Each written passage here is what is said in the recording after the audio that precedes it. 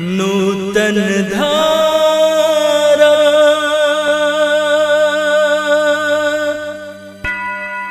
आशीषों की धारा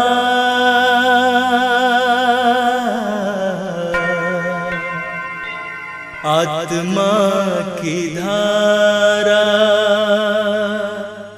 अमर प्रेम धारा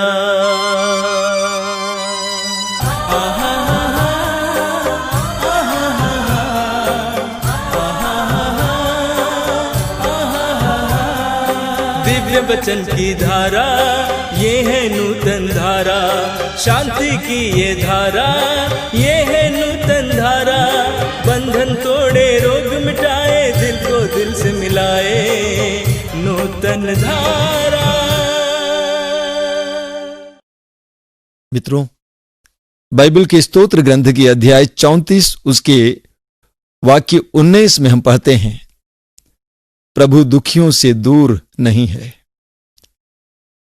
प्रभु दुखियों से दूर नहीं है, जिनका मन टूट गया है प्रभु उन्हें संभालता है। प्रभु दुखियों से दूर नहीं है। हम अपने सत्संग में बार बार इस बात को लोगों के कान तक पहुंचाते हैं। इस संसार में बहुत से लोग बहुत दुखी हैं, कई प्रकार की पीड़ाओं में फंसे हुए हैं और अक्सर ये भूल जाते हैं कि प्रभु उनके करीब हैं। और मैं आपको ये बताना चाहता हूं कि जब हम दुख में हैं प्रभु हमारे करीब हैं। वैसे प्रभु यीशु मसीह ने मत्ती के सुसमाचार के अध्याय 25 में कहा है, अंतिम न्याय के बारे में प्रभु कहता है, जिस भूखे को तूने खिलाया है तुमने मुझे ही खिलाया है। जब तुमने भूखे को खिलाया तुमने मुझे खिलाया। जब तुमने नंगे को पहनाया उस समय तुमने मुझे ही वस्त्र पहनाया। जब तुमने बेघर को सहारा दिया, अपना घर उनके लिए खोल दिया, तुमने मेरे लिए ही घर खोल दिया। यानी प्रभु कहना चाहता है कि प्रभु दुखी में है, प्रभु दुखियों में है। कितना बड़ा रहस्य है। प्रभु दुख में है, कभी दुखियों में है और कभी दुख के पीछे है। प्रभु दुखियों से दूर नहीं है। हम निर्गमन ग्रंथ के अध्याय 3 में पढ़ते हैं, ईश्वर मूसा से कहता है, मिस्र में रहने वाले मेरी जनता की शोचनीय अवस्था को मैंने देखी है। ईश्वर हमारे दर्द और पीड़ाओं को जानता है। God knows our pains and sorrows. ईश्वर हमारे दर्द और पीड़ाओं को जानता है। हम सुसमाचार में पढ़ते हैं कि प्रभु यीशु मसीह लोगों के दुख में सहभागी हुए। यूहन्ना के सुसमाचार के अध्याय 11 में पढ़ते हैं, मरियम और मार्था का भाई लाजरुस मर चुका था, कब्र में रखा गया था। चौथे दिन प्रभु यीशु मसीह वहां पहुंचते हैं। कब्र का द्वार बंद था।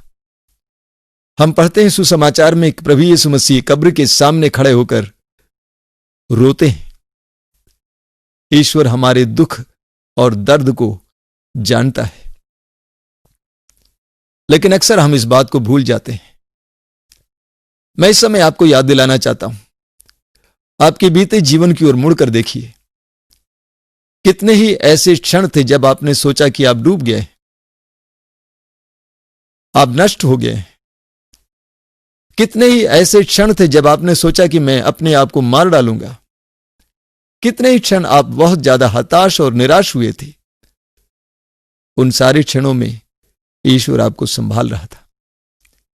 ईश्वर आपके करीब था, आपको संभाले हुए था। एक बहुत सुंदर किस्सा है।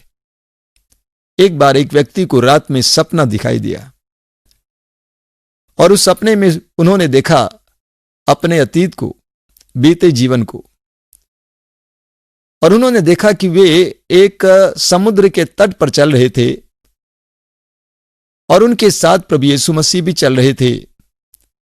और जब उन्होंने मुड़कर देखा अपने बीते जीवन की ओर, उन्होंने देखा कि 4 पद चिन्ह वहां पे दिखाई दिए, 2 उनके अपने और 2 प्रभु यीशु मसीह के। जब उन्होंने देखा कि उनके जीवन में जो कठिन परिस्थितियों से वे गुजर रहे थे, जब उनको दुख झेलना पड़ा, उन क्षणों में सिर्फ 2 ही पद चिन्ह दिखाई दिए। और उन्होंने प्रभु से शिकायत की कि हे प्रभु, जब मैं दुख से होकर गुजर रहा था, तूने मुझे क्यों त्याग दिया? वास्तव में प्रभु यीशु मसीह ने भी यह अनुभव किया दुख के समय। क्रूस पर से पुकार कर कहा, हे पिता, तूने मुझे क्यों त्याग दिया? तो इस व्यक्ति ने सपने में प्रभु से कहा कि हे प्रभु, जब मैं दुख से होकर गुजर रहा था, तूने मुझे क्यों त्याग दिया? तब प्रभु ने उससे जवाब दिया कि बेटे, तेरे दुख के समय तूने 2 पद चिन्ह देखा, और वे पद चिन्ह तेरे नहीं थे बल्कि मेरे थे, क्योंकि उन क्षणों में मैं तुझे अपने कंधे पर उठाया हुआ था। वास्तव में ईश्वर हमारे साथ यही करता है। हमारे जीवन के क्षणों में प्रभु हमारे करीब रहता है। लेकिन वास्तविकता यह भी है कि दुख हमें अंधा बना देता है। जब हमारे अंदर, हमारे जीवन में दुख आ जाते हैं, हम अंधे बन जाते हैं। हमें कुछ भी दिखाई नहीं देता है, हमें कोई भी दिखाई नहीं देता है। हम पूरी तरह से अंधे बन जाते हैं। हमें भविष्य दिखाई नहीं देता है, हमें न प्रेम दिखाई देता है, न उम्मीद दिखाई देती है। अंधे बन जाते हैं। सुसमाचार में हमें बहुत सुंदर उदाहरण मिलते हैं। यूहन्ना के सुसमाचार के अध्याय 20 में हम पढ़ते हैं, प्रभु यीशु मसीह की मृत्यु के बाद वे कब्र में रखे गए थे, और प्रभु यीशु मसीह की शिष्या मरियम मगदलीना यीशु के शरीर पर इत्र लगाने के लिए कब्र के पास पहुंच जाती है। और उसने देखा कि कब्र के अंदर प्रभु यीशु मसीह की लाश नहीं थी, सिर्फ कपड़े पड़े हुए थे, और वहां खड़ी वो रो रही थी। प्रभु यीशु मसीह उनके बगल में खड़े थे, पुनर्जीवित यीशु उनके बगल में खड़े थे। प्रभु यीशु ने उनसे पूछा कि नारी, तुम क्यों रो रही हो? उसने कहा, यदि आपने मेरे प्रभु की लाश ले ली है, मुझे बताइए, मैं उसे वापस ले लूंगी। प्रभु यीशु मसीह ने उसे नाम से पुकारा, कहा मरियम, और मरियम ने मुड़कर यीशु को देखा और यीशु को पहचान लिया। मरियम के बगल में यीशु मसीह खड़े थे, लेकिन मरियम उसे नहीं पहचान पा रही थी, क्योंकि मरियम के अंदर दुख था। दुख की परिस्थिति में हमें यीशु की ओर मुड़ने की आवश्यकता है, ईश्वर की ओर मुड़ने की आवश्यकता है। हमें दुख से अपनी दृष्टि हटाने की आवश्यकता है। कई लोग जब उनके जीवन में दुख आ जाते हैं, अपनी सारी दृष्टि को, सारे मन को उस दुख पर ही लगाए हुए हैं। हमें दुख से अपनी दृष्टि को हटाने की जरूरत है, वरना हम दुख में ही डूब जाएंगे। स्तोत्र ग्रंथ के अध्याय 34 में हम फिर पढ़ते हैं, उसके वाक्य 11 में प्रभु अपने वचन में कहता है, प्रभु की ओर दृष्टि लगाओ, आनंदित हो जाओ। प्रभु की ओर दृष्टि लगाओ, आनंदित हो जाओ। जब हम प्रभु की ओर दृष्टि लगाएंगे, हमारे अंदर आनंद आ जाएगा। तो दुख के समय दुख से अपनी दृष्टि को हटाकर प्रभु की ओर लगाएं, और आप देखेंगे कि प्रभु से आपको आनंद मिलेगा, प्रभु से आपको सामर्थ्य मिलेगा। मैं एक बहन को जानता हूं। 1 साल पहले उस बहन की पहली बेटी ने आत्महत्या की। उसकी शादी हो चुकी थी, बहुत सुंदर लड़की, देखने में सुंदर, हर तरह से अच्छी। ससुराल में उसको बहुत ज्यादा दुख झेलना पड़ा, और जैसा कि मैंने कहा, वो अंधी बन गई, और इसीलिए उसने आत्महत्या की। यह बहन, जिसका नाम उर्मिला है, प्रभु यीशु मसीह पर विश्वास करती थी। जब उसकी बेटी का देहांत हुआ, उसकी मृत्यु हुई, लोगों ने ताना मारकर उससे कहा, तेरे विश्वास का क्या होगा? और वो बहन पूरी तरह से अपने विश्वास में दृढ़ बनी रही। अपनी बेटी की आत्महत्या उस बहन को तोड़ नहीं पाई, क्योंकि उसने प्रभु की ओर दृष्टि लगाया। हालांकि शुरुआत में उसको बहुत ज्यादा दुख हुआ, बहुत ज्यादा पीड़ा हुई, पूरे परिवार पर एक बहुत बड़ा सदमा सा उनको अनुभव हुआ, लेकिन उन्होंने अपनी दृष्टि प्रभु की ओर लगाया। आज वे आनंदित हैं, अच्छे भक्त हैं, विश्वास में आगे बढ़ते हैं। जब हमारे जीवन में दुख आ जाता है, हमें उस समय प्रभु की ओर ज्यादा दृष्टि लगाने की जरूरत है। मेरे बड़े जीजाजी बहुत अच्छे व्यक्ति थे, लेकिन एक शराबी थे, और उन्होंने करीब 20 साल तक शराब पी पीकर अपनी सारी संपत्ति को उड़ा दी, और मरते समय उनके पास कुछ नहीं था। दीदी की 3 बेटियां थी और एक बेटा। उस हालत में उनको छोड़कर जीजाजी चले गए। और आप सोच सकते हैं कि एक नारी के साथ क्या होगा, उनका भविष्य कैसा होगा। 3 बेटियों की शादी कराना, उनको पढ़ाना लिखाना मेरी दीदी के लिए एक बहुत बड़ा बोझ सा हुआ, एक बहुत बड़ा पहाड़ उस पर टूट पड़ा। जब मेरे जीजा की मृत्यु हुई, उसके बाद मेरी दीदी ने बाइबल खोला।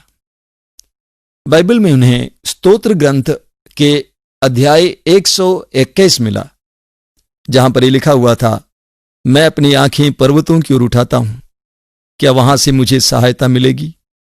जिसने स्वर्ग और पृथ्वी को बनाया है, वही प्रभु मेरी सहायता करता है।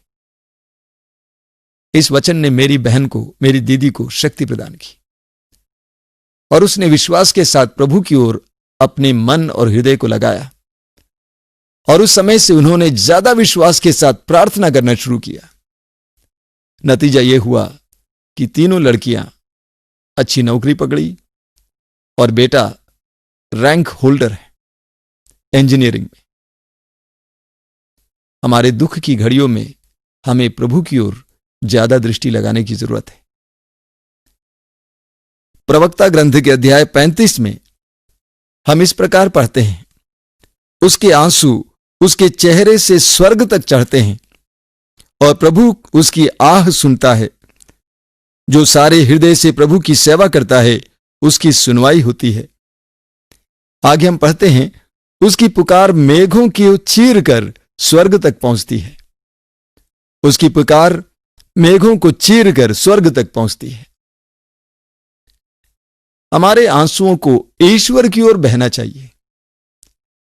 हमारे आंसुओं को ईश्वर की ओर बहना चाहिए। आइए हम प्रार्थना करें। अपने जीवन के सारे दुखों को इस समय याद कीजिए कि आपके दिल में बहुत ज्यादा दर्द है, पीड़ा है, और जिसे आप बराबर ढो रहे हैं, इस समय प्रभु के हाथ में सौंप दीजिए। प्रभु यीशु मसीह इस समय आपको सांत्वना देना चाहता है।